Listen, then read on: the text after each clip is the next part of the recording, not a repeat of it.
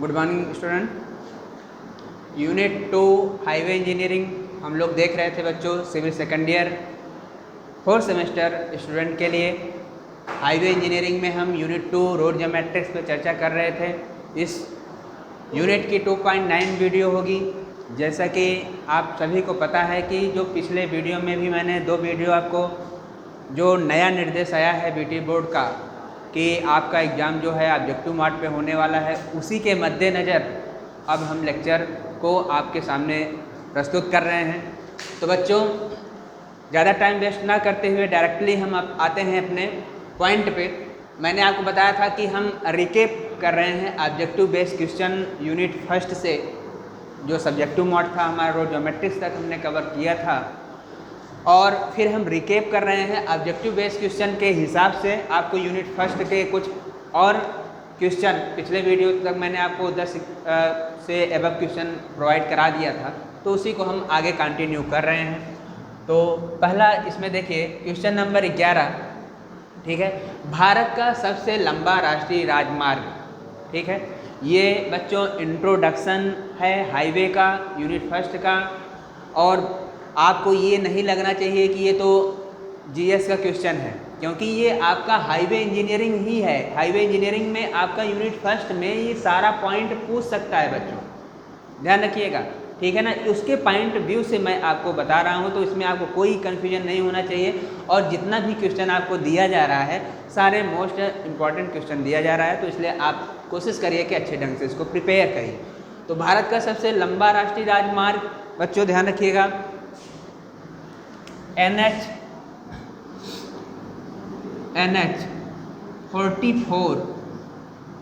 44 के नाम से जाना जाता है, ठीक है। इसको NH7 भी कहा जाता था, क्योंकि NH 44 जो है जो सबसे लंबा राष्ट्रीय राजमार्ग है बच्चों, ये 7 राजमार्गों को जोड़ता है, ध्यान रखिएगा। तो इसको जो है NH7 के भी नाम से जाना जाता था। इस चीज़ को आप माइंड में करिएगा, ध्यान रखिएगा। NH7 के नाम से पहले इसको जानते थे, NH7 के नाम से, ठीक है ना। क्लियर हो गया। तो अब जो है इसको NH 44 अधिकतर बोला जाता है। तो ध्यान रखिए जो भी ऑप्शन आपको मिले उसी हिसाब से आपको वहाँ पे क्लिक करना है। चलिए अब नेक्स्ट हम देखते हैं बच्चों कि भारत का सबसे छोटा राष्ट्रीय राजमार्ग क्या है, ठीक है। तो भारत का सबसे छोटा राष्ट्रीय राजमार्ग NH 47 है, NH 47 है, NH 47 है। यह जो है सबसे छोटा राष्ट्रीय राजमार्ग है बच्चों। यह 6 किलोमीटर की लंबाई में, आप ध्यान रखिएगा, ओनली 6 किलोमीटर की लंबाई में ये कंसीडर किया जाता है, ठीक है। नेक्स्ट क्वेश्चन हम देखते हैं, भारत का प्रथम 20 वर्षीय सड़क योजना कहलाती है। तो 6 किलोमीटर का ध्यान रखिएगा, ये दक्षिण भारत के रेंज में जो है कोच्चि तक जो है कि रेंज में किया गया है, तो जो है कि 6 किलोमीटर का ही है, ध्यान रखिएगा। सबसे छोटा राष्ट्रीय राजमार्ग 6 किलोमीटर का है। प्रथम 20 वर्षीय सड़क योजना कहलाती है। प्रथम 20 वर्षीय सड़क योजना, देखिए बच्चों जो सड़क IRC ने तैयार किया था, शुरुआत जो कमेटी बैठी थी 1934 में, मैंने बताया था कि IRC की स्थापना हुई थी 1934 में। और ये जो है रोड हाईवे को कैसे डेवलप करना है, तो एक प्लानिंग करती है। प्लानिंग के तहत ही जो है वो 10 साल 20 साल की प्लानिंग की योजना तैयार करती है, ठीक है। तो पहले जो है ये जो प्रथम 20 वर्षीय, पहले जो प्लानिंग होती थी 20-20 वर्षों का लेकर करते थे, ठीक है बच्चों। लेकिन अब जो है लगभग 5 वर्षों में जो है प्लानिंग जो है चेंज करती है IRC, उसके अनुसार जो है नए नए मॉडर्न के हिसाब से जो है डेवलप करती है रोड को, ठीक है। तो प्रथम 20 वर्षीय सड़क योजना जो कहलाती है बच्चों, ये नागपुर प्लान के नाम से जानती है, ध्यान रखिएगा, नागपुर प्लान के नाम से, नागपुर प्लान, ठीक है। यहाँ से देखिए आपको यहाँ से, और अगर मान लीजिए क्वेश्चन पूछता है यहीं पे, ये प्रथम 20 वर्ष, अगर यहीं पे द्वितीय 20 वर्षीय कह देता, यहीं पे बच्चों अगर द्वितीय कह देता, द्वितीय 20 वर्षीय अगर पूछ लेता आपसे, तब उसका आंसर क्या हो जाता है बच्चों, ध्यान रखिएगा। नागपुर जो है ये आपका, ठीक है, वो दूसरा जो है बॉम्बे हो जाता है, ध्यान रखिएगा। यहाँ पे क्वेश्चन यहीं से, इस क्वेश्चन से 3 क्वेश्चन आप बना सकते हैं। पूछ सकता है कि प्रथम 20 वर्षीय नागपुर प्लान, तो आप प्रथम ना करके द्वितीय पूछ लें, तो बॉम्बे ठीक है। अब तृतीय 20 वर्षीय अगर कहता है, यहाँ पे अब देखिए, अगर बच्चों यहीं पे अगर आपसे पूछ लेता कि तृतीय 20 वर्षीय प्लान, तृतीय 20 वर्षीय प्लान अगर कहता तो वो हो जाता आपका लखनऊ प्लान। ध्यान रखिएगा, लखनऊ प्लान, ठीक है बच्चों। तो ध्यान रखिएगा, 3 प्लान जो है आपको ध्यान में रखना है, इससे रिलेटेड क्वेश्चन आ सकता है। प्रथम नागपुर, दूसरा बॉम्बे, तीसरा लखनऊ। चलिए तो नेक्स्ट हम क्वेश्चन देखते हैं। नेक्स्ट क्वेश्चन, ग्रामीण सड़कों की अभिकल्पन की गति सीमा होती है, मतलब जो VR रोड होती हैं, ग्रामीण सड़क हम क्या कहते हैं बच्चों, ग्रामीण सड़कों के अभिकल्पन की गति, ध्यान रखिएगा, अभिकल्पन की गति कह रहा है, तो ग्रामीण सड़कों को क्या कहते हैं, VR कहते हैं। VR मतलब विलेज रोड कहते हैं, ठीक है। तो यहाँ पे जो आप जो ग्रामीण की सड़कें हैं, वहाँ पे जो वाहन दौड़ते हैं, उनकी जो लिमिटेशन है वो 40 किलोमीटर से 60 किलोमीटर है। ध्यान रखिएगा, 40 kilometre to 60 kilometre per hour है बच्चों। ध्यान रखिएगा, 40 kilometre to 60 kilometre per, sorry यहाँ पे 6 है, ये 60 होगा, 40 kilometre to 60 kilometre per hour होनी चाहिए। अब जो है आप जैसे देखते होंगे कि रोड वाली सड़क पे भी क्या करते हैं, 80 की स्पीड से भगाने लगते हैं, 70 की स्पीड से वहाँ पे स्पीड भाग।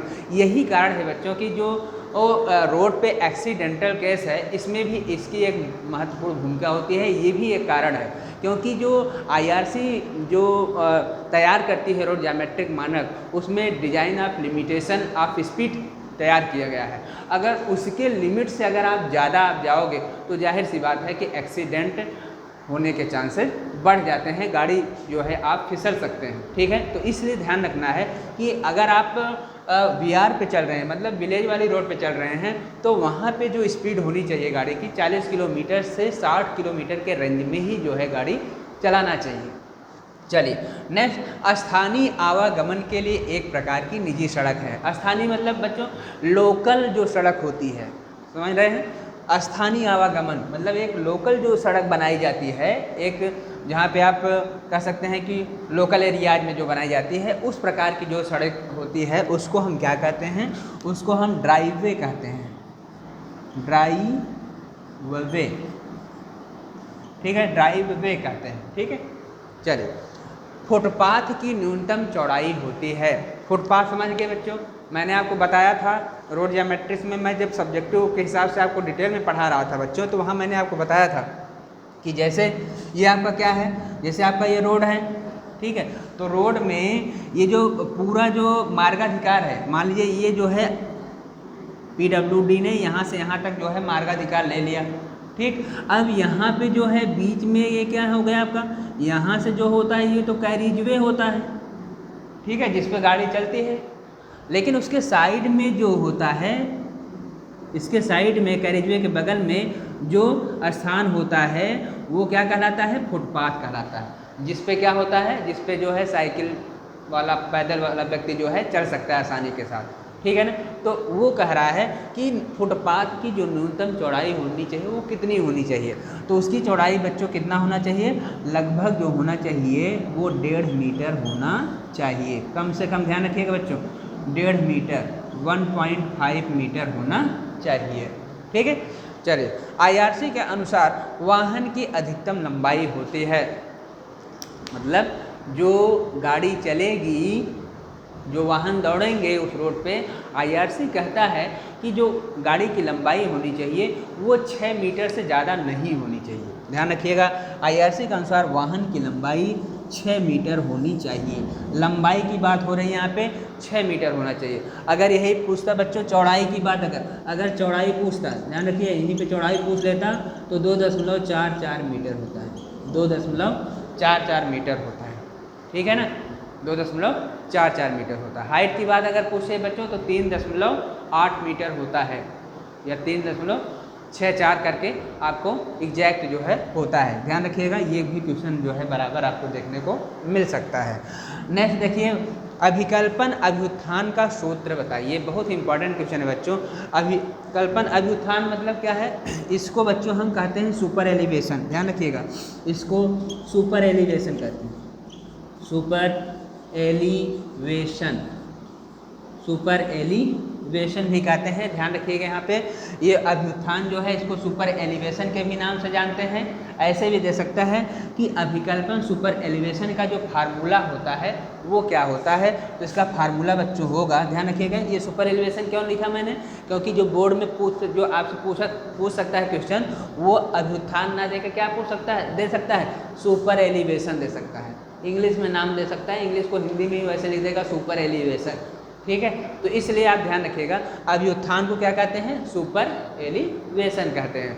तो इसका फार्मूला कैसे निकलता है? देखिए, इसका फार्मूला जो होता है बच्चों, ये फार्मूला याद कर लीजिए, v² बटा 225 r होता है, ठीक है, 225 बटा r होता है, याद कर लीजिएगा। ये क्वेश्चन आपसे आ सकता है बच्चों, तो v² बटा 225 r, फार्मूला जरूर याद कर लीजिएगा इसको। अभ्युत्थान का फार्मूला ये होता है। क्लियर हो गया? तो ये जितने भी क्वेश्चन आज आपको मैंने प्रोवाइड कराया है बच्चों, ये सारे मोस्ट इम्पॉर्टेंट क्वेश्चन थे, ठीक है। अब जो है हम नेक्स्ट वीडियो में लगभग आपका जो यूनिट फर्स्ट था बच्चों, उस पे जो है क्वेश्चन आपको कवर अप हो चुका है। अब हम नेक्स्ट वीडियो में अधिकतर जो क्वेश्चन बनेंगे वो रोड ज्योमेट्रिक्स पे ऑब्जेक्टिव बेस्ड क्वेश्चन होंगे बच्चों, ठीक है।